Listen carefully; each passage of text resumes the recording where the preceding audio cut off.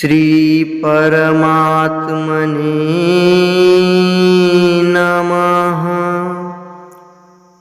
हरये नमः। श्री गुरुचरण कमलेभ्यो नमः। श्रीमद्भगवद्गीता अथ चतुर्थोऽध्यायः। श्लोक 2। एवं परंपरा प्राप्त मिमं राजर्षयो विदुः सकाले नेह महता योगो नष्टः परन्तप।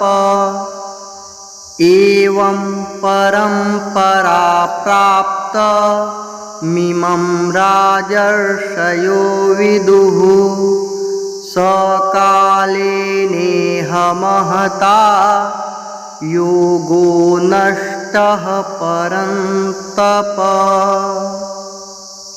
अर्थ: हे परंतप अर्जुन, इस प्रकार परंपरा से प्राप्त इस योग को राजर्षियों ने जाना, किंतु उसके बाद वह योग बहुत काल से इस पृथ्वी लोक में लुप्त प्राय हो गया।